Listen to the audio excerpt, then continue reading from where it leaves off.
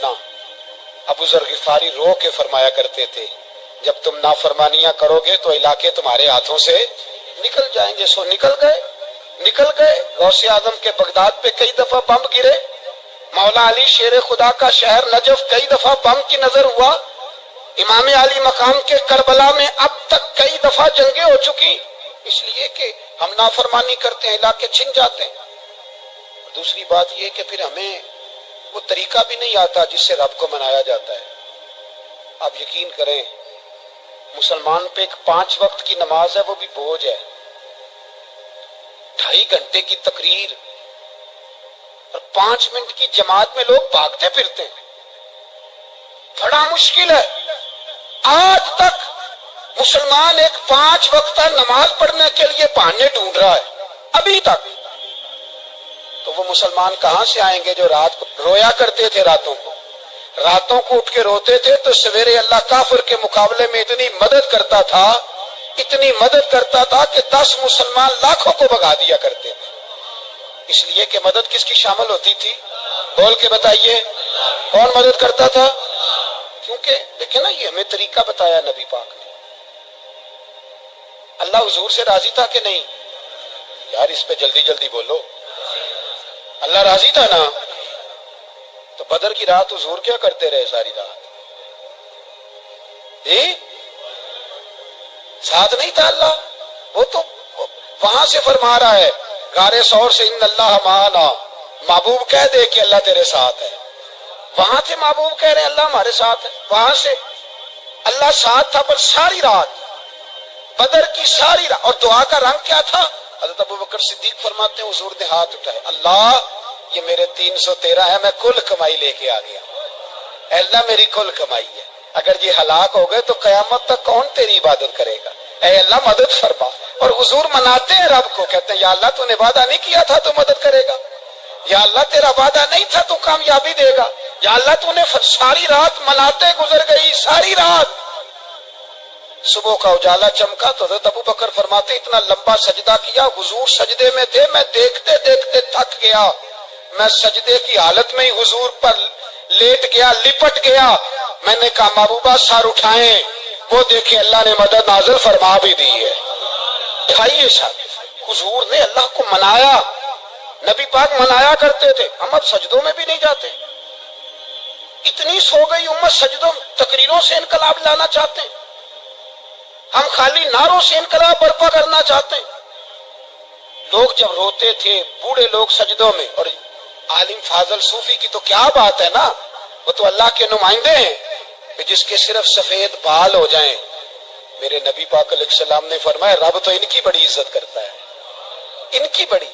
اور میرے نبی پاک نے فرمایا گناہگار مومن بھی جب دعا کے لیے ہاتھ اٹھاتا ہے تو اللہ فرماتا ہے فرشتوں اسے خالی نہ لوٹانا، مجھے شرم آتی ہے سے خالی. پر تو اٹھاتا ہی نہیں، تو اسے مناتا ہی نہیں، تو کبھی لپٹا ہی نہیں، تو نے کبھی کہا ہی نہیں کہ یا اللہ میں تجھے لے جاؤں. حضرت سعد بن نبی وقاص کے پاس قادسیہ کی جنگ ہو رہی تھی، کافر بلا رہا تھا آؤ اگر کوئی ہے تو آؤ مقابلے میں.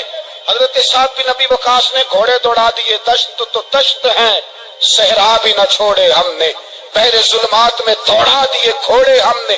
حضرت سعد بن نبی وقاص نے گھوڑے دوڑائے، آگے دریا آ گیا، کوئی پل نہیں، کوئی شے نہیں. اسلام کی عزت کا سوال ہے.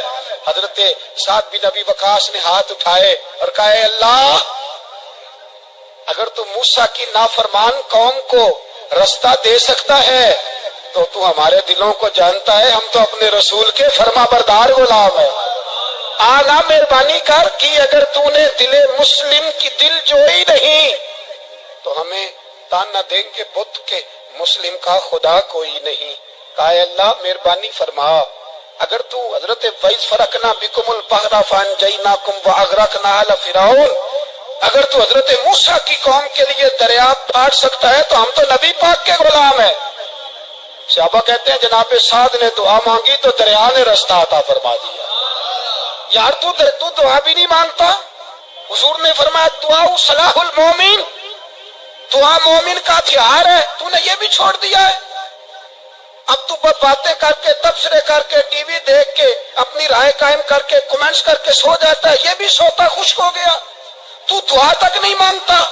فرماتے ہیں دعا مانگی تو دریا نے رستہ دیا، اور جب اس کنارے نکلے تو حضرت سعد کہنے لگے کسی کی کوئی شے تو نہیں رہ گئی دریا میں، کوئی چیز تو نہیں رہ گئی؟ ایک صحابی کہنے لگے پیالہ رہ گیا ہے، تو حضرت سعد فرمانے لگے دریا ہمارا پیالہ واپس نہیں کر دیتا؟ تو کہتے ہیں کہ لہر آئی تو پیالہ بھی باہر پھینک گئی۔ او بھائی ہم اسی رسول کا کلمہ پڑھتے ہیں جن کا حضرت سعد بن ابی وقاص نے کلمہ پڑھا تھا، اور کسی جگہ میرے نبی پاک نے نہیں فرمایا اللہ صحابی کی سنے گا بعد میں آنے والوں کی نہیں سنے گا، کسی جگہ نہیں کہا۔ پر تو کشکولے دعا بھی نہیں اٹھاتا، مصیبت میں بھی اب یاد خدا ہم کو نہیں آتی، دعا منہ سے نہ نکلی جیبوں سے عرضیاں نکلی، تو یہ کام بھی نہیں کرتا۔ میرا دل کرتا تھا چلو اور کچھ نہ ہو مسجدوں میں اجتماعی دعا ہی ہو جائے، پر اس طرح بھی توجہ نہیں، وہاں بھی کہتے ہیں مولوی صاحب جلدی کرو گھر جانا ہے، اتنی لمبی دعا، اور کمنٹس کر رہے ہیں لوگ، کہتے ہیں آپ اپنے گھر کی سوچیں۔ میرے بھائی دعا، صلاح الدین ایوبی فلسطین کی جنگ لڑ رہے تھے، خبر آئی کہ عیسائیوں کا ایک بحری بیڑا، بحری جہاز اسلحہ لے کے آ رہا ہے، نیزے ہیں، تلواریں ہیں، تیر ہیں۔ صلاح الدین ایک بزرگ تھے، ان سے ملے تو کہنے لگے بابا جی آپ بھی دعا کرو۔ میں بھی دعا کرتا ہوں، مسلمانوں کے پاس پہلے اسلحہ نہیں، عیسائیوں نے اور منگا لیا ہے، کہیں ایسا نہ ہو مسلمانوں کے خلاف اتنا اسلحہ استعمال ہو۔ یہ بات کہی، بابا جی کو دعا کا کہا، خود مسجد اقصیٰ میں ساری رات روتے رہے۔ صلاح الدین ساری رات، ہمارا حکمران جسے ربنا آتنا فی الدنیا پوری نہیں پڑھنی آتی، اور اب تو ایسے پیر آ گئے ہیں میدان میں جو سورہ فاتحہ سیدھی نہیں سنا سکتے الا ماشاءاللہ۔ ساری رات صلاح الدین ایوبی روتے رہے۔ وہ بزرگ کہتے ہیں میں بھی کونے میں تھا، پر جس درد سے اس نے دعا مانگی میں نہیں مانگ سکا۔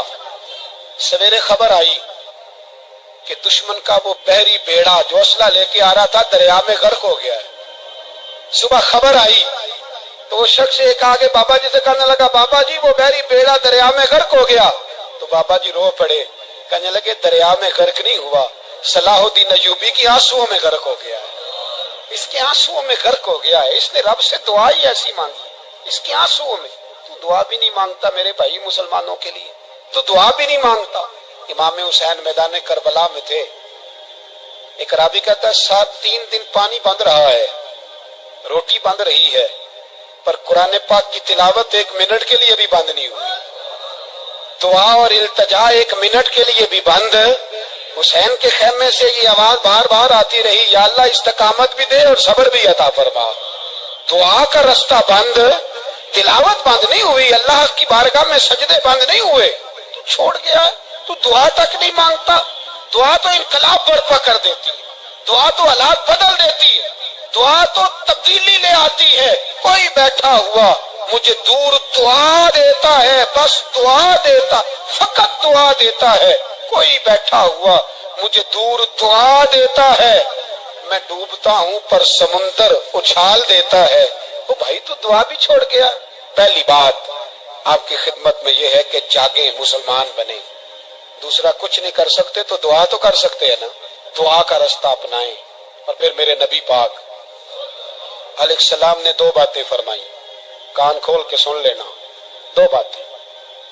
حضور نے فرمایا ایک وقت آئے گا کہ میری امت کے خلاف کافر ایک دوسرے کو آوازیں دیں گے، آؤ مسلمانوں کو ماریں، آؤ مسلمانوں۔ تو صحابہ نے کہا یا رسول اللہ کیوں، ہم تھوڑے ہو جائیں گے؟ فرمایا نہیں، تم بہت زیادہ ہوں گے۔ 56 اسلامی ملک ہیں دنیا میں، کتنے بول کے بتانا ہے؟ اتنا سا برما ہے، کسی غیر مسلم کا کتا مر جائے تو یہ چیخ پڑتے ہیں، اور یہاں کہتی ہے اقوام متحدہ کہ جی وہ ہمیں داخل نہیں ہونے دے رہے، تو بند کرو پھر سلامتی کونسل، تحلیل کر دو، اقوام متحدہ ختم کرو۔ اگر تمہاری کو سنتا نہیں تو بنائی کیا ہے؟ صرف مسلمانوں کو پریشرائز کرنے کے لیے، اور ہمارے مسلمان بھیک مانگتے پھرتے ہیں، کہتا ہے کہا ہے ہم نے اقوام متحدہ سے۔ اب تم اپنے لیے کافر سے بھیک مانگو گے، کافر سے بھیک مانگو گے؟ میرے عزیز نبی پاک علیہ الصلوۃ والسلام نے فرمایا کافر ایک دوسرے کو بلائیں گے مسلمانوں کو مارے۔ یا رسول اللہ ہم تھوڑے ہوں گے؟ فرمایا بہت زیادہ ہوں گے۔ تو حضور کیا ہوگا؟ فرمایا تمہیں وہن ہو جائے گا۔ یا رسول اللہ وہ کیا ہے؟ فرمایا دنیا سے پیار ہو جائے گا، مرنے کو دل نہیں کرے گا، دنیا سے اور مرنے کو اس وقت سمجھ لینا کافر تم پہ حاوی ہے. میں اپنا اندازہ کروں، آپ اپنا کریں. مجھے دولت سے کتنا پیار ہے اور آپ کو کتنا پیار ہے. جاگ کے سنیں یہ لفظ رسول پاک کے صلی اللہ علیہ.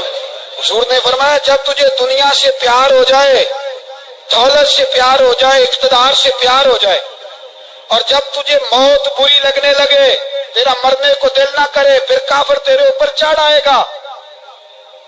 آج دولت ہی تو رہ گئی ہے، باقی بچا کیا ہے؟ میں اکثر کہتا ہوں شادیاں نہیں ہوتی، تجارتیں ہوتی ہیں. لڑکی والے کہتے ہیں کہ لڑکا زیور کتنا ڈالے گا، لڑکے والے کہتے ہیں لڑکی جہیز کتنا لائے گی. تجارت، ہر جگہ دولت، ہر جگہ پیسہ، ہر جگہ سرمایہ. جہاں جس معاشرے میں تلاوت بکے، نعت بکے، تقریر بکے، اس سے زیادہ اور تباہی کا معاملہ کیا ہوگا؟ میرے عزیز، میرے رسول پاک علیہ الصلوۃ والسلام کے صحابہ کے قریب دنیا داری آ سکی نہیں آئی. حضرت ابو بکر صدیق نے پانی مانگا تو لوگوں نے دودھ دیا، فرمایا پیچھے کرو. ابو بکر نے نعمتیں چھوڑ دیے. اب ابو بکر وہ والا کام کرتا ہے جو رسول پاک نے کیا ہے.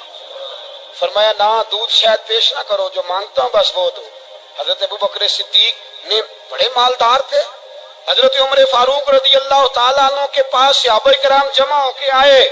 کون سا ایسا شخص ہے جس کی تنخواہ میں اضافہ ہو جائے؟ تو لوگ کہتے ہیں نہیں مجھے نہیں چاہیے. پر ہم نے وہ لوگ دیکھے، حاجی صادق صاحب کو مسجد والوں نے کہا 1000 روپیہ تنخواہ بڑھانی ہے، تو حاجی صاحب کہنے لگے میرا بڑا سونا گزارا ہوتا ہے، مجھے نہیں بڑھے نے. حضرت سیدنا عمر فاروق رضی اللہ عنہ صحابہ اکٹھے ہو کے گئے. کہنے لگے عمر حضور کے زمانے میں بظاہر غربت رہی، جناب صدیق اکبر کے زمانے میں غربت، اب تو بڑی ریل پیل ہے، بحرین سے لاکھوں کا مال آتا ہے، آپ کو بڑے بڑے سفیر ملنے آتے ہیں، پر آپ وہی پرانا کرتا اور وہی طامت جو کئی جگہ سے سی آپ نے کئی جگہ سے پھٹی. اور حضرت عمر ایک دن عید کی نماز پڑھانے گئے تھے تو ننگے پیر ہی چلے گئے. لوگوں نے کہا جوتا، فرمایا ٹوٹ گیا تھا یار، پہننے کے قابل نہیں تھا. فرمایا ننگے پیر آ گئے، لوگ کیا کہیں گے؟ فرمایا چھوڑو، عمر کے پاؤں ننگے ہیں لیکن عمر کے کردار میں تو کوئی شک نہیں نا، پیر ہی ننگے ہیں نا، کیا ہوا؟ چھوڑو اس بات کو.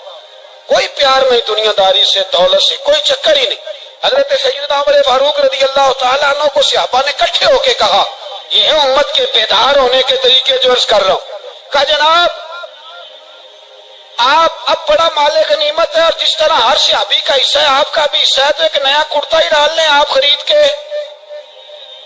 اب جب مشورہ ہو گیا صحابہ میں تو کہنے لگے عمر سے بات کون کرے گا؟ نیا کرتا پہننے کی عمر سے بات کس کو برا لگتا ہے جی؟ نیا کرتا کون بات کرے گا؟ حضرت سیدنا علی المرتضیٰ کا انتخاب ہوا. کہنے لگے مولا علی کی بڑی عزت کرتے ہیں، ان سے بڑا پیار کرتے ہیں، ان سے بات کرتے ہیں. تو حضرت علی کو بلایا گیا، عرض کی حضور مہربانی فرمائیں. حضرت عمر سے کہے نئے کرتے کے لیے، آپ فرمانے لگے عمر میری بڑی قدر کرتا ہے، بڑی بات سنتا ہے، پر یہ والا کام نہیں میں عمر سے کہہ سکتا، یہ کسی اور سے کہو. تو کہنے لگے آپ رہنمائی کر دیں، کس کو کہیں؟ تو جناب علی المرتضیٰ فرمانے لگے اگر حضرت عائشہ صدیقہ سے کہو گے تو عمر فوراً مان جائے گا، وہ مومنوں کی ماں ہیں. صحابہ حضرت عائشہ کے پاس، اماں جی عمر کو بلائیں، ان کو کہیں بڑے بڑے سفیر آئے ہوتے ہیں، وہی پرانے کپڑے پہن کے بیٹھ جاتے ہیں. اللہ اکبر. حضرت عائشہ نے پیغام بھیجا، فرمایا عمر کو بلاؤ. عمر فاروق دوڑے ہوئے آئے، پردے کے پیچھے حضرت عائشہ کے پاس گھٹنوں کے بل، اماں جی دیر تو نہیں کر آیا میں آنے میں؟ حکم ہو. حضور کے گھر سے پیغام آیا، بڑے بڑے سفیروں کو چھوڑ کے بھاگے. حضرت عائشہ صدیقہ کہنے لگی عمر دیکھو جائز پیسے ہوں تو اسلام اچھے لباس سے منع نہیں کرتا، اب بڑا بڑا مال آیا ہے، اب تیرا بھی حصہ ہے، تو صحابہ کرام کی خواہش ہے کہ نیا کرتا پہن لو، بڑے بڑے سفیر آتے ہیں، حرج بھی کوئی نہیں، جائز بھی ہے، کو منع نہیں.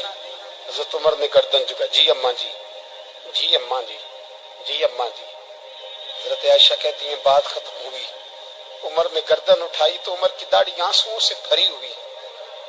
کہتی ہے مجھے کہنے لگے اماں جی میں تو صرف مسجد میں دیکھا کرتا تھا، آپ تو مصطفیٰ کو دن رات دیکھتی تھی، جس طرح کے کرتے آمنہ کے لال نے پہنے ہیں مجھے بھی پہنا دو، میں تیار ہوں، میں پہن لوں گا، میں تیار ہوں، پر جس طرح کے میرے نبی نے پہنے۔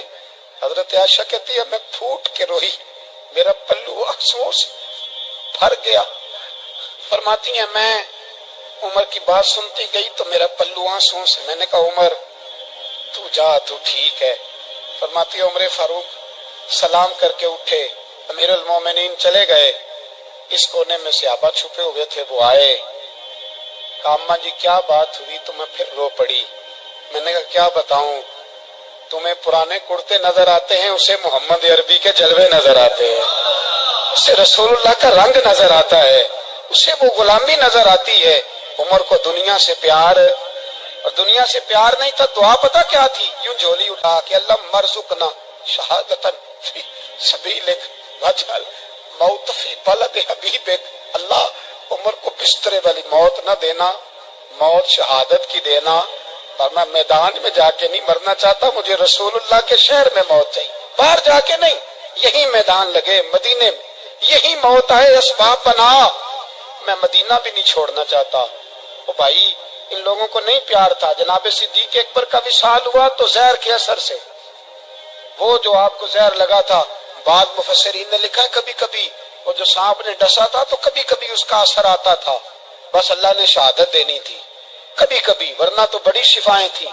حضرت عمر شہید، حضرت عثمان، جناب علی، امام حسن، امام حسین، علی اکبر، علی اصغر، حضرت عباس، حضرت سعد بن معاذ، حضرت امیر حمزہ، مصعب بن عمیر، میرے محبوب نے تو لسٹ بنائی شہیدوں کی، لسٹ بنائی شہیدوں کی، شہادت سے پیار کیا رسول اللہ صلی اللہ علیہ وسلم کے غلاموں نے، پیار کیا شہادت سے، اسی لیے تو کافر اٹھ نہیں سکا کہ شہادت سے حضرت سعد بن معاذ رضی اللہ تعالیٰ عنہ کو زخم لگ گیا، جنگ سے زندہ آ گئے لیکن زخم ہے، رو کے کہنے لگے محبوبہ سارے شہید ہو گئے، میں ایسے ہی رہ گیا۔ حضور نے فرمایا نہیں، رب تجھے بھی شہادت کی موت ہی عطا فرمائے گا، اسی زخم میں پردہ ہو گیا۔ میرے بھائی حضرت عمر بن جموع رضی اللہ تعالیٰ عنہ 4 بیٹے لے کے احد کے میدان میں آئے، کہا محبوبہ میرے 4 ہی تھے، میں سارے لے آیا ہوں، سارے ہی قبول ہے؟ اور میں ٹھیک ہے، پھر خود بھی زرہ پہن لی، ایک ٹانگ سے لنگڑے تھے، ٹانگ چھوٹی تھی، حضور نے فرمایا تو نے کیوں لباس پہن لیا ہے؟ کہا حضور میں نے بھی تو جہاد پہ جانا ہے نا۔ حضور نے فرمایا تیرے 4 بیٹے جو جا رہے ہیں، تو کہا یا رسول اللہ کیا لنگڑے جنت میں نہیں جا سکتے؟ حضور لنگڑے اللہ کو قبول نہیں، میں نہیں جا سکتا؟ تو میرے نبی پاک صلی اللہ علیہ وسلم نے فرمایا نہیں، جنت تو تیرا انتظار کر رہی ہے۔ کہا حضور پھر میں بھی جاؤں گا، بچے جائیں گے تو میں بھی جاؤں گا۔ ایک بی بی احد کے دن 3 سال کا بچہ لے کے گھر سے نکلی، بیبیوں کو کہتی ہے میرا خامد بھی بدر میں شہید ہوا، بھائی بھی اور باپ بھی، آج حضور نے پھر بلایا ہے، دل کرتا تھا کوئی جوان بیٹا ہوتا تو میں پیش کرتی، پر اب میرے پاس یہ 3 سال کا ہی ہے۔ بچہ لیا مدینے میں مسجد نبوی میں، حضرت بلال سے کہنے لگی 2 منٹ حضور کا دیدار چاہیے۔ نبی پاک آئے، کیسے آئی ہو؟ کہنے لگی محبوبہ میں شہید کی بیٹی، شہید کی بہن، شہید کی بیوہ ہوں، میرے پاس اب جوان تو کوئی نہیں، یہ 3 سال کا ہی ہے۔ حضور نے مسکرا کے فرمایا یہ کرے گا کیا؟ کرے گا؟ کہنے لگی حضور سنا ہے اسلحہ تھوڑا ہے، ڈھال کی ضرورت ہے، لوہے کی ڈھال ہوتی تھی، جب تلوار آتی تھی تو آگے کی جاتی تھی۔ کہا محبوبہ میرا شہید کی اماں بننے کو بڑا دل کرتا ہے، یہ میرا 3 سال کا لے جاؤ، جب تیر آپ کی طرف آیا تو میرا بیٹا آگے کر دینا، یہ ڈھال کا کام تو دے گا نا۔ ہنستے ہوئے محبوب کی آنکھوں میں آنسو آئے، بچے کو پکڑ کے سینے سے لگایا، ماتھا چوما، فرمایا جا تیرے ساتھ وعدہ ہے قیامت کے دن تجھے شہید کی اماں کہہ کے ہی پکارا جائے گا، وعدہ ہے تیرے ساتھ تجھے شہید کی۔ میرے بھائی مرنے کو دل ہی نہیں مسلمان، میرے نبی پاک صلی اللہ علیہ وسلم نے فرمایا جس کے دل میں کبھی شہادت کی آرزو پیدا نہیں ہوئی، اس کے سینے میں دھڑکنے والا دل مومن کا ہے ہی نہیں، وہ تو منافق ہے جو کبھی دین کے رستے میں شہید ہونے کو۔ میرے بھائیوں دین کو بڑی ضرورت ہے، بڑی ضرورت ہے، بڑی۔ اے خاصائے خاصان رسول وقت دعا ہے، امت پہ تیری آ کے عجب وقت پڑا ہے، وہ دین جو بڑی شان سے نکلا تھا وطن سے، پردیس میں وہ آج غریب الغربا ہے۔ فریاد ہے اے کشتی امت کے نگہباں، بیڑا یہ تباہی کے قریب آن لگا ہے۔ اور ایک شاعر قلم توڑ گیا، کہنے لگا تجھ سے فریاد ہے اے گنبد خضرا والے، تجھ سے فریاد ہے اے گنبد خضرا والے، کعبے والوں کو ستاتے ہیں کلیسا والے۔ تجھ سے فریاد ہے اے گنبد خضرا، اپنے اندر دین کا درد پیدا کرو، ذوق پیدا کرو، مسلمان بن کے جینا سیکھو۔ جب کوئی برادری پوچھے تو کہو میں محمدی ہوتا ہوں، میں مصطفی ہوتا ہوں، میں رسول اللہ کا غلام ہوتا ہوں، میں پہلے مسلمان ہوں، باقی کچھ بعد میں ہوں۔ خدا را اپنے گھر میں پردہ کراؤ، خدا را رزق حلال کھاؤ، اگر پردے نہ ہو رزق حلال نہ ہو تو جذبہ جہاد پیدا نہیں ہوتا۔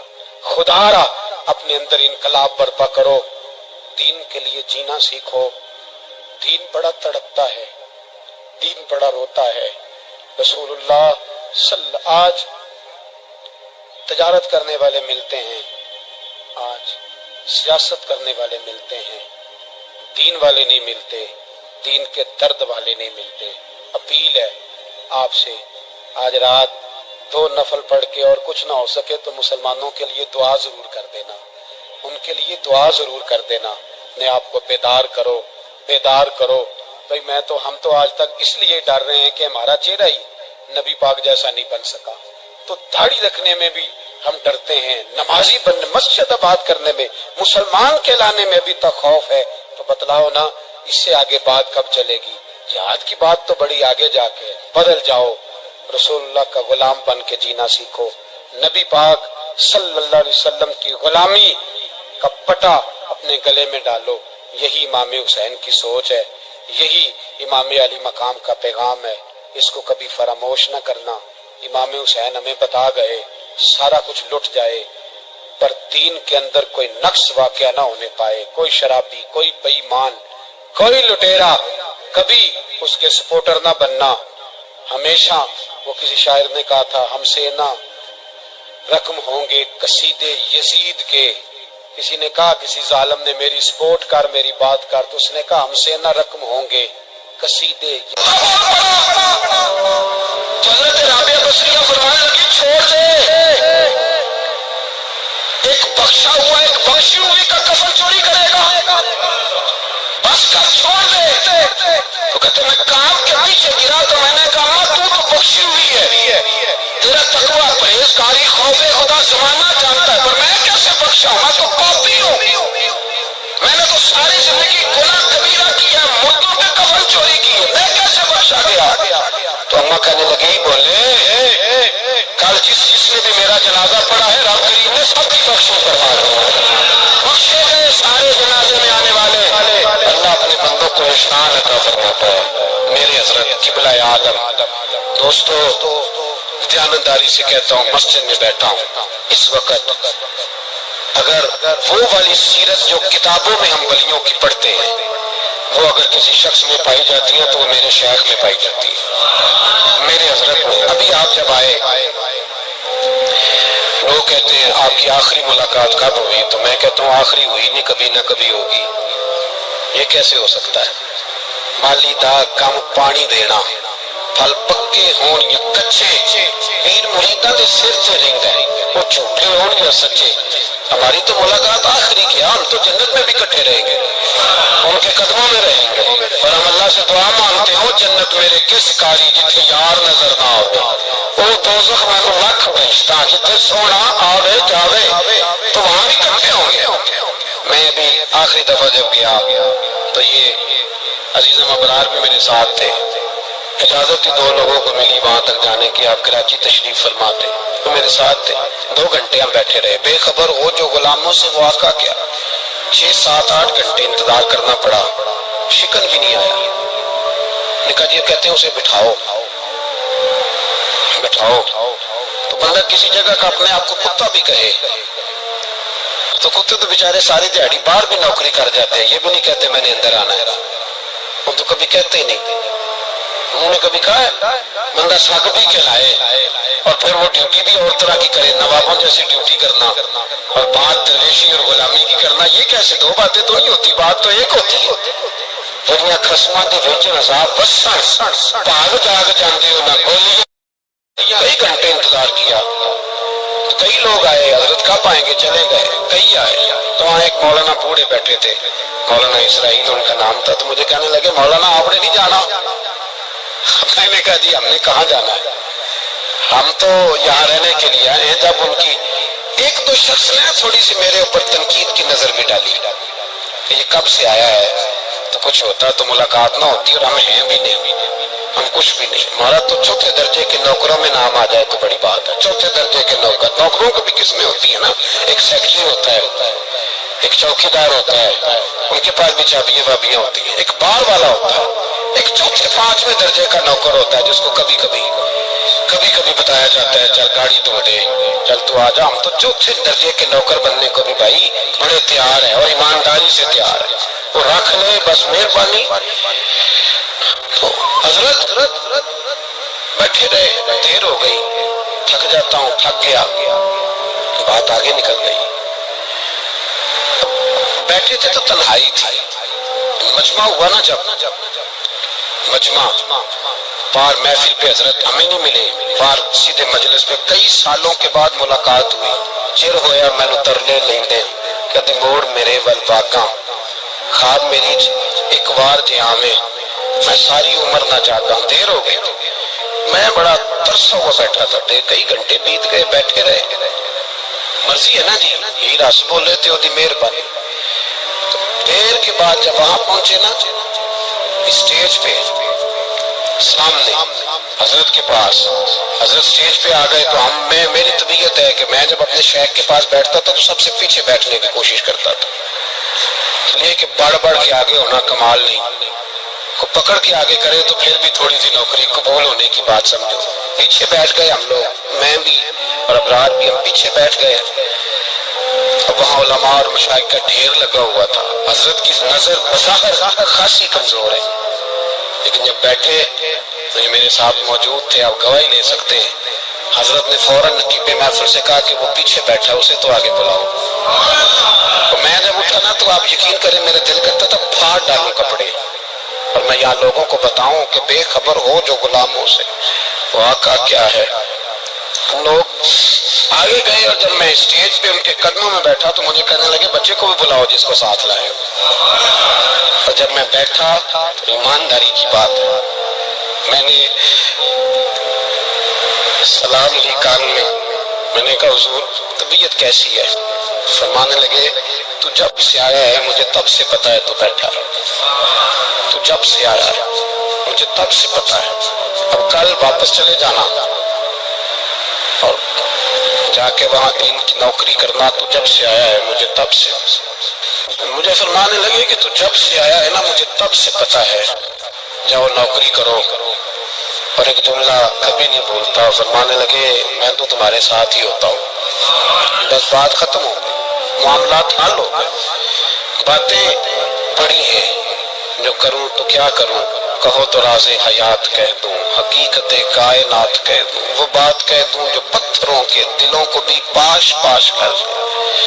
مجھے ایک شخص کہنے لگا ہر اسٹیج پہ چھائے ہوئے نظر آتے ہو، میں نے کہا کیا کروں، سب سے پیچھے بیٹھا ہوتا ہوں، سب سے پیچھے، لیکن وقت کا غوث اٹھا کے جس کو اسٹیج پہ بٹھائے اسے پیچھے کون بٹھا سکتا ہے؟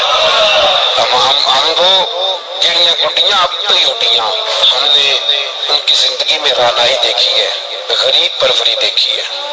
میں اتنا بڑا نذرانہ نہیں کبھی ان کو دے سکا، میں کسان کا بیٹا ہوں، میں تو ابھی 9th کلاس میں تھا، میرے ابا جی پردہ کر گئے تھے، میں نے بڑی غربت میں وقت گزارا ہے، لیکن مجھے ان کی ارب اور کھرب پتی مرید ہیں، کھرب وہاں لوگ کروڑوں روپیہ لے کے لائنوں میں کھڑے ہوتے ہیں، میں غریب باپ کا بیٹا اور مستعار زندگی، لیکن میں نے انہیں عزت دیتے دیکھا ہے، میں نے دیکھا ہے وہ قریب بلانے والے، وہ پیار کرنے والے، میں نے ان کی غریب، لوگ کہتے ہیں میرا پیر غریب نواز ہے، اور قسم اللہ کی میرا پیر غریب نواز ہے. میں نے غریب نوازی دیکھی ہے، میں نے وہ رنگ دیکھا ہے، میں نے وہ جلوہ دیکھا ہے.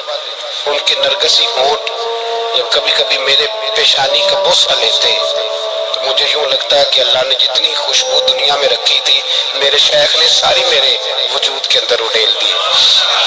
بریلی سے جب میری واپسی تھی اور میں پلٹ رہا تھا تو میں ملاقات کرنے گیا. میری طبیعت میں یہ رانائی تھی کہ خدا خیر کرے، میں پلٹ رہا ہوں. میں ملاقات کر کے جب واپس باہر آ گیا، میرے ساتھ ایک شخص تھا تو مجھے پھر بلایا. اور جب میں دوبارہ اندر گیا تو مجھے اپنی جیب سے کچھ روپے نکال کے دیے. فرمانے لگے یہ خرچ ہے آنے جانے کا اور کبھی محسوس نہ کرنا. مجھے وہ سب لوگوں کے بیچ میں دیتے تو میرے لیے اعزاز تھا، لیکن میرے جیسے غریب کو نوازنا بھی اور اس کی عزت کا بھی خیال کرنا، یہ مقام، یہ رنگ، میرے پاس کروڑوں باتیں ہیں. بلکہ میں صاف کہوں گا کہ انہی کی محفل سوارتا ہوں. چراغ میرا ہے رات ان کی، میں انہی کے مطلب کی کہہ رہا ہوں. زبان میری ہے بات ان کی. لوگ اپنے ابے کی گدی پہ بیٹھ کے بڑے لوگ ہوتے ہیں، لیکن میں نے بتایا کہ میرے ابا جی کسان تھے. کسی بڑی گدی سے تعلق نہیں. میں کسی جماعت میں کبھی نہیں گیا، کوئی سہارا نہیں لیا. مسجد بھی وہ ہے جہاں جب میں آیا تھا تو 3 لوگ نماز کے لیے ہوتے تھے تو کبھی تیسرا ڈھونڈنا پڑتا تھا. جتنے جلوے، جتنی رانائیاں، جتنا حسن، جتنی تازگیاں، اور میرے عزیزوں کے چہروں پر یہ جو نورانیت کا حسن آپ کو نظر آتا ہے نا، یہ میرے حضرت کی ہونٹ سے نکلی ہوئی صرف ایک دعا کا صدقہ ہے. صرف ایک دعا کا صدقہ ہے، صرف ایک دعا کا صدقہ. تو بھائی وہ کبھی کبھی یہ شعر پڑھتے ہیں نا میرے عزیز، تو وہ میرے لیے پڑھتے ہیں، میرے لیے شعر پڑھتے ہیں کہ جے کر سائیں وسون کچھ جیاں نو پھر کیڑا مائی دا لال اجاڑ سکتا ہے. جے کر سائیں وسون کچھ جیاں پھر کیڑا مائی دا لال. طاقت ہے کسی کی، ہمارے سامنے بھی کوئی کھڑا ہو سکتا ہے، کوئی باطل کوئی ہمارے سامنے بھی کھڑا ہو سکتا ہے. آپ یقین کریں جتنا دم خم اللہ نے میرے شیخ کی وجہ سے ہمارے سینے میں رکھا ہے، جہاں ہم ہوتے ہیں وہاں ہم ہی ہوتے ہیں. کوئی سہارا نہیں لیا زندگی میں، کسی کا نام لے کے اپنے آپ کو اونچا نہیں کیا. بس یہ تیری نظر کا کمال ہے اور میری زندگی کا سوال ہے. اور اس نظر پہ میں نے کہا مریں گے تو کفن پہ بھی نام لکھائیں گے، اور مریں گے تو قبر پہ کتبہ بھی تیرے نام کا لکھائیں گے، اور یہی جلوے لے کر کے انشاءاللہ جائیں گے، اسی نام سے پہچانے جائیں گے. اور انشاءاللہ وہاں بھی غلاموں کا رنگ نرالا ہی ہوگا. باتیں ہو ہی نہیں سکی، ابھی تو ایک پہلو کھلا ہے، ابھی تو دفتر پیچھے پڑے. انشاءاللہ پھر ایک نشست رکھوں گا، ان کی باتیں پھر سنوں گا، اور یہ باتیں ہوتی رہیں گی انشاءاللہ تعالی. مجھے لوگ پوچھتے ہیں ہر تقریر میں کہتے ہو میرے حضرت فرماتے ہیں، تو میں نے کہا کیا کروں، میں تو فرماتا ہی نہیں. آپ یقین کریں تیاری کوئی کرتا ہوں جو میں تقریر کوئی اور ہو جاتی ہے، وہاں کچھ اور کتابیں کچھ اور دیکھ کے آتا ہوں، یہاں کچھ اور ہو جاتی ہے. پھر سمجھ آتی ہے کہ تو بولنے والا ہے ہی نہیں، کوئی اور ہے جو تجھے سبق پڑھاتا ہے، جو تجھے کہتے ہیں اس طرح کر کے بات کر، اس طرح کر کے. ایک شخص مجھے ناروے سے رات فون کر رہا تھا، کہنے لگا حضرت صاحب آپ کی باتیں میرے سیدھے دل میں لگتی ہیں، اور یہاں بیٹھ کے صحیح ہو گیا ہوں، فیس بک پہ سن کے وجہ کیا ہے. میں کہتا مجھے بھی نہیں پتا، مجھے پتا ہو تو میں بتانا دوں کہ مجھے نہیں پتا بھائی، مجھے کیا خبر کہاں یہ مسجد جو کہاں دنیا سے بھی دور ہے، اور کہاں ناروے اور کہاں لندن اور کہاں سارا زمانہ اور کہاں یہ دنیا، ہمیں نہیں پتا. بس اتنی بات ہے کہ مالی دا کم پانی دینا، پھل کچے ہون یا پکے تے پیر مریداں دے سر تے رہندا ہے، جھوٹے ہون یا سچے. یہ پکی بات ہے، یہ کنفرم بات ہے. اور مجھے تو کبھی کبھی لگتا ہے وہ صرف میرا ہی خیال نہیں رکھتے، جو مجھ فقیر سے جو وابستہ ہیں ان کا بھی بڑا خیال رکھتے ہیں. کئی دفعہ مجھے اپنے کئی عقیدت مند اور مریدوں کے پیچھے ان کے جلوے نظر آتے ہیں.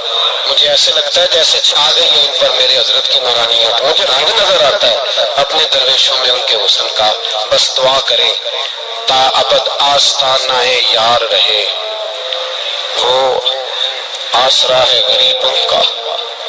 سرکار نے فلاح انسانیت کے لیے جو دوسرا کام کیا نا، وہ لوگوں کو احساس دلایا ہے کہ اگر غلطی ہو جائے تو تم نے بندوں کے سامنے اپنے آپ کو کلیئر نہیں کرنا، تم نے تو رب کے سامنے اپنے آپ کو کلیئر کرنا، اللہ کے سامنے تم نے بچنا ہے کہ میرا گناہ معاف۔ اور حضور احساس پیدا کرتے تھے۔ بخاری شریف میں قبیلہ غامدیہ کی اس عورت کا تذکرہ موجود ہے جو خود آئی تھی، کوئی گرفتار کر کے نہیں لایا تھا، از خود آئی۔ احساس پیدا ہو گیا نا گناہ کا۔ یہاں بہت ساری غلطیاں کر کے بھی لوگ جب اپنی بات کرتے ہیں تو کہتے ہیں کبھی یاد تو نہیں کسی کے ساتھ زیادتی کی ہو، یاد تو نہیں کبھی کسی کا، بھئی آپ نے اتنے بڑے ولی ہونے کا دعویٰ کر دیا۔ انسان تو انسان رہتا ہے۔ بڑے بڑے لوگ کہہ گئے کہ یا اللہ اگر انجانے میں بھی بھول گئے ہیں تو ہم سے درگزر فرما، لیکن جب ہم تیار ہی نہیں ماننے کو۔ حضرت انس بن مالک کہتے ہیں وہ خاتون آئی، کوئی پکڑ کے نہیں لایا، کسی 14 دنوں کے ریمانڈ پہ نہیں اسے منوایا گیا، اسے وہ خود بخود آئی، اور کریم محبوب علیہ السلام کے سامنے جب وہ کھڑی ہوئی تو اتنے درد سے میں نے کم لوگ روتے دیکھے ہیں جس درد سے وہ روئی۔ عرض کرنے لگی حضور میں غلطی کر بیٹھی ہوں، مجھ سے زنا ہو گیا، مجھے پاک کر دیں۔ تو محبوب کریم علیہ السلام نے فرمایا تو کیسے ثابت کرے کہ تو نے گناہ کیا؟ یعنی مجرم کو ثابت کرنا پڑ رہا ہے کہ میں گناہ گار۔ یہ وہ کمال ہے کہ انسانوں کو احساس ہونے لگے کہ یہاں ہم غلط ہیں۔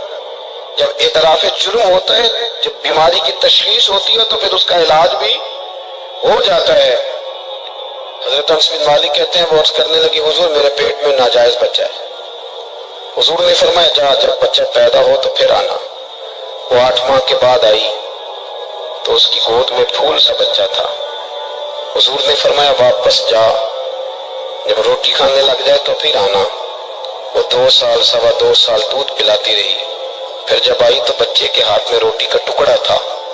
کریم محبوب صلی اللہ تعالی علیہ وسلم سے آ کے جب اس نے بات کی تو وہ درد سے روئی، کہنے لگی یا رسول اللہ 3 سال ہونے کو ہیں، میں نے گناہ کیا، میں ساری رات سو نہیں پاتی۔ حضور تڑپتی، اگر اس حال میں مر گئی تو اپنے رب کو کیا منہ دکھاؤں، مجھے پاک کر دے، میرے حال پہ رحم فرمائے۔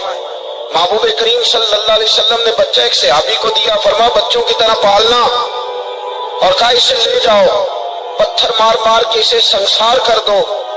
صحابہ کہتے ہیں اسے پتھر لگ رہے تھے اور حضور بے چینی کے ساتھ ٹہل رہے تھے۔ آ کے خبر دی حضور وہ تو وصال کر گئی، انتقال ہو گیا۔ فرمایا یہاں تک تو بات اس کی تھی۔ حضرت انس بن مالک کہتے ہیں اب محبوب کریم نے صحابیات سے فرمایا اسے غسل دو، کفن پہناؤ، جنازہ تیار ہو جائے تو مجھے خبر کرنا۔ حضرت انس بن مالک کہتے ہیں غسل ہوا، کفن ہوا، جنازہ تیار ہوا تو حیران ہم تب ہوئے جب میرے محبوب نے فرمایا صفے بناؤ میں خود جنازہ پڑھاؤں گا، میں خود جنازہ پڑھاؤں گا۔ اور سرکار نے جنازہ پڑھایا تو ایک شخص کی زبان سے نکلا حضور اس ملعون کا معاذ اللہ جنازہ جس نے ناجائز بچہ جنا، اس کے لیے آپ دعا کر رہے ہیں جنازہ پڑھا۔ حضور فرمانے لگے خاموش ہو جاؤ، تم نے گناہ دیکھا ہے اس کا احساس نہیں دیکھا، تم نے غلطی دیکھی ہے لیکن اس کی توبہ کا انداز نہیں دیکھا۔ اور صاحب کنز العمال نے یہ لفظ نقل کیے ہیں کہ کریم محبوب فرمانے لگے اس نے تو ایسی شاندار توبہ کی ہے کہ اگر میں اپنی ساری امت میں بانٹ دوں تو اللہ سب کی مغفرت فرما دے گا۔ احساس جب پیدا ہو جاتا ہے نا اپنے دل کے اندر کہ یہاں میں غلط ہوں، ان العبد اذا اعترف ثم تاب تاب اللہ علیہ او کما قال نبی صلی اللہ علیہ وسلم رواہ مشکات۔ حضور نے فرمایا جب کوئی بندہ کہتا ہے نا اللہ میں بھول گیا تھا اور پھر وہ توبہ کرتا ہے تو رب اس کی توبہ کو فوراً ہی قبول فرما لیتا ہے۔ پہلی بات یہ کہ عقائد کو مضبوط رکھیں، مضبوط عقائد۔ اور یہ جو آج کل ایک اور ماحول چل رہا ہے کہ تھوڑا ادھر کو تھوڑا ادھر، عقائد وہی درست ہیں جن کی تشریح شیخ عبداللہ محدث دہلوی نے فرمائی، عقائد وہی درست ہیں جن کی بابت حضرت مجدد الفسانی لکھ گئے، اور ان سب کو اگر کھلا کر کے بیان کیا تو امام احمد رضا فاضل بریلوی نے بیان کیا۔ انہی بزرگوں کی باتوں کو کھول کر ہمارے سامنے رکھا، مضبوط عقائد کی زندگی گزاریں۔ اور دوسری بات اگر کبھی کوئی غلطی ہو جائے اور اس کا احساس پیدا کریں اور اس سے توبہ کریں۔ تیسری بات جو فلاح انسانیت کے لیے بڑی ضروری ہے وہ یہ ہے کہ تھوڑا احساس پیدا کریں دوسروں کا۔ میری زندگی میری ذات سے شروع ہوتی ہے، میری ذات سے، میرے سے ہنس کے بولو، میری بات مانو، میرے پیچھے چلو، میرے آرام میں خلل نہ آئے، میری طبیعت کے بھئی آپ کی طبیعت کے مطابق چلیں تو پھر تو آپ بہت بڑے خود غرض ہوئے کہ آپ نے صرف اپنے لیے سوچا۔ محبوب کریم کا کمال یہ تھا کہ حضور نہ دوسروں کا بڑا احساس فرماتے تھے۔ آپ بخاری مسلم کی وہ حدیث پڑھیں تو حیران ہو جائیں کہ سرکار فرماتے ہیں میں جب نماز کی نیت باندھتا ہوں تو میرا دل کرتا ہے میں لمبی نماز پڑھاؤں۔ جب میرا کسی کام کرنے کو دل کرے تو پھر میں ساری دنیا کو چلنی پڑے تو میں کر جاتا ہوں، لیکن حضور فرمانے لگے کہ میرا دل کرتا ہے میں لمبی نماز پڑھاؤں، لیکن پھر میرا خیال آتا ہے کہ پیچھے بوڑھے بھی ہیں، بیمار بھی ہیں، بچے بھی ہیں۔ یا رسول اللہ نماز اللہ کی اور خیال بندوں کا؟ فرمایا میں بوڑھوں، بیماروں اور بچوں کا خیال کرتے ہوئے اللہ کی نماز کو مختصر کر دیتا ہوں۔ احساس جب طبیعت ہمارے یہاں نا تیزی کے ساتھ احساس ختم ہوا ہے، تیزی کے ساتھ ہم نے اتنی نفی شروع کی۔ ہمارے تو اہل تصوف میں الا ماشاء اللہ اب تربیت کا طریقہ یہ ہے کہ صرف میں ہوں، میرے سوا کوئی بھی نہیں۔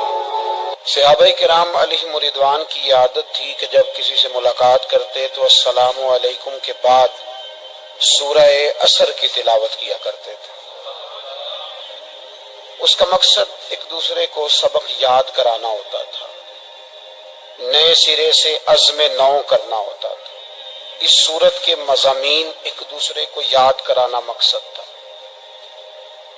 سورہ بڑی معروف ہے اور قرآن مجید کی جو الفاظ کے لحاظ سے مختصر صورتیں ہیں ان میں سے ایک ہے۔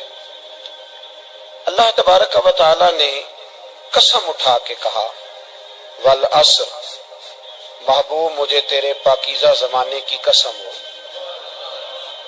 محبوب تیرے خوبصورت وقار والے، خلوص والے، پاکیزہ بھائی چارے والے تیرے زمانے کی مجھے قسم ہو، ان الانسان لفی خسر، بے شک انسان نقصان میں ہے۔ مطلق فرما دیں، تاکید لگا کے، ان الانسان لفی خسر، بے شک انسان نقصان میں ہے۔ یا اللہ سارے فرمایا الا الذین، سوائے ان لوگوں کے، کون؟ جن میں چار خوبیاں پائی جائیں۔ الا الذین آمنوا، ایک تو وہ ایمان لائیں، وعملوا الصالحات، اور پھر نیک اعمال کریں۔ ایمان لائیں، نیک اعمال کریں اور پھر چپ نہ کر جائیں، وتواصوا بالحق،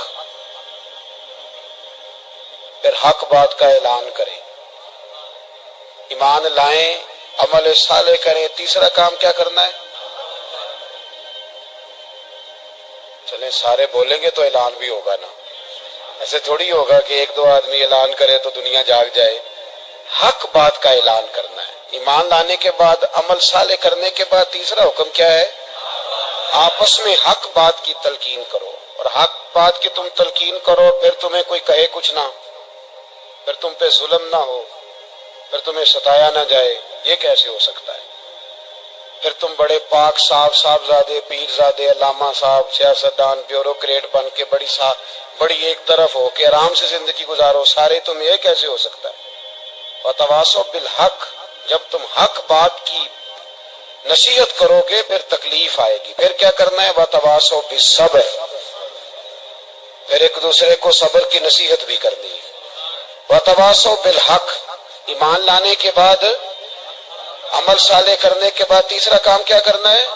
ایک دوسرے کو حق بات کی نصیحت کریں، اور پھر رستے میں تکلیف آئے گی، آزمائش آئے گی، پھر کیا کریں؟ وتواصوا بالصبر، پھر صبر کی تلقین بھی کریں۔ یہ قرآن مجید نے چار شرطیں لگائیں، فرمایا جس بندے میں یہ چار خوبیاں پائی جائیں گی اسے اللہ کامیابی عطا فرمائے گا۔ مسلمان کی سوچ کے خلاف ہے یہ بات، یہ قرآن کی فکر کے خلاف ہے کہ اپنی فکر کرو۔ برما کے لیے، کشمیر کے لیے، فلسطین کے لیے بات نہ کرو، اپنی فکر کرو، یہ قرآن کی سوچ کے خلاف ہے، یہ قرآن کے پیغام کے خلاف ہے۔ اس لیے کہ اگر صرف اپنی بات ہوتی تو آمنو اور عامل الصالحات پہ بات ختم ہو گئی ہوتی، پھر بات آگے نہ چلتی۔ جب کہا گیا وتواصوا بالحق، حق بات کی تلقین کرنی ہے. اگر بات صرف اپنی ذات کی ہوتی تو ٹھیک ہو گیا، تو نماز پڑھی، روزہ رکھا، حج کیا، ختم ہو گئی. لیکن میرے نبی پاک صلی اللہ تعالی علیہ وسلم نے ارشاد فرمایا، ایک بستی میں 2 3 4 نیک لوگ رہتے تھے. میرے پیارے کریم رسول فرماتے ہیں 3 4 بڑے پرہیزگار، متقی، صاف ستھرے صوفی صاحب، درویش صاحب، علامہ صاحب، بڑے جو کہتے تھے بالکل جی میں کوئی بات نہیں کرتا، کسی بادشاہ کو نہیں چھیڑتا، میں تو بس لوگوں کو اللہ اللہ بتاتا ہوں، میرا کوئی تعلق نہیں، کوئی